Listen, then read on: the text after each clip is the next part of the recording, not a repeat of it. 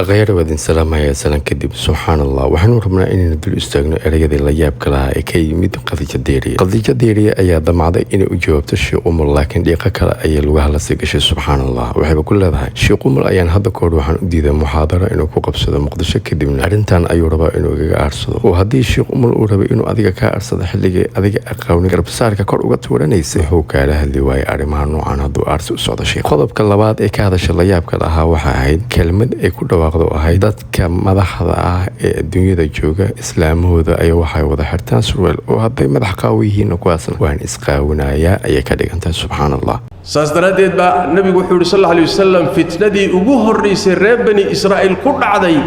iyo meesha aafadu ka bilowday dumar ba sabab u ahaa dumar bay ahaayeen nabi maxamed baa yiri salawaatu rabbi wa salaamu alayhi markaan dib ugu soo laaban qaabka u hadashay oo macnaha muqdisho waxa uga diiday waxay u hadlaysay qaab shucuur kicin oo kaga dhigantay in bulshada shucuurtooda ka aysan maadaama maanta Soomaaliya ama bulshada Soomaaliyeed qabiilku uu ku wada weynaaday sida darteed ayay rabtay inuu isticmaasho wax la yiraahdo 4.5 adduunyadan waxa kama shaqeeyaan arintana waa diin dadka qaar ayaa u arka ama laga yaabaa inuu arkaan sheekh umul inuu ataagereynay xasan sheekh ama inuu ayada ka aarsanayay ama inuu weerar kale ku yahay ra'iisul wasaare Xamse habar wareertay waa la arki jiray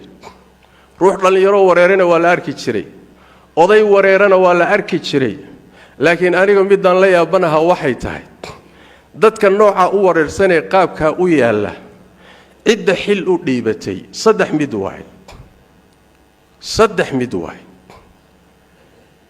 in la qasbay oo la yiri dadka noocaas oo kala xil noogu dhiib oo macnaheedu noqonayo ummadan aad hor joogtay sideedaba taladeeda ummada kala leh mooyee aduu khiyaar ma lihid maye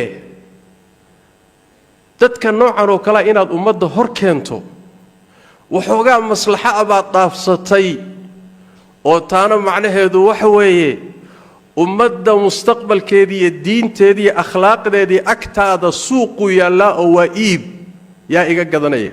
muhiimadan waxay tahay inaan dul istaagno erayada la yaab kala ee qadiyaddeedii ku hadashay waliba iskugu malays inay ku saxantay ee ku sheegtay hadiiba dunida madaxda haweenka laga qaba ama haweenka madaxda ay surweel xirtaan in ayaduna xiranayso subxaanallah qof walba oo social media kaaga muuqdo sida u maleynaysa maayna xitaa hadii familygooda la weydiiyo sida adiga kula tahay maayna jawaab ka duwan ayay ku siinayaan nabi maxamed sallallahu alayhi wasallam wuxuu dhahay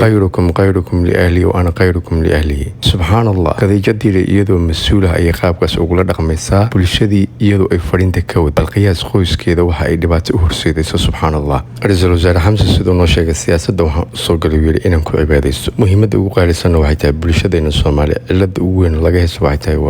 waa leaderka waa in dadka leaderka Ilaahay subxaanahu wa ta'ala dartiis ee u shaqeeyaan dadka noocaana ee madaxda aan nooga dhigaysan inay ka fiirsataan subxaanallah leeda waxaad ogtiin baa laga sameeyaa TikTok waxaad ogtiin baa lagu hayaa hadiiba wasiiradii qaabkan u dhaqmayso ummadda Soomaaliya sidee isku bedelaysaa sidee horumar loo gaarayaa muhiimadda ugu dambaysa waxay tahay ninkan idin muuqdo waa boqorkii Dubai jilbaha ayuu dhiganayaa kadibna UK katiin ayaa qoorta loo gelinayaa u sugnaatin jilba qof loo dhigo Ilaahay subxaanahu wa ta'ala ma qof kale u sugnaatay ma jirto laakiin qadiyaddeedii maxay ku oran doontaa adigoo madax ama madaxweynaha ama ra'iisul wasaare li'annahu waa qaabka ka soo socda subxaanallah barnaamijkeen halkaas ayaan ku soo gabagabaynaynaa sida ay nabadgelyo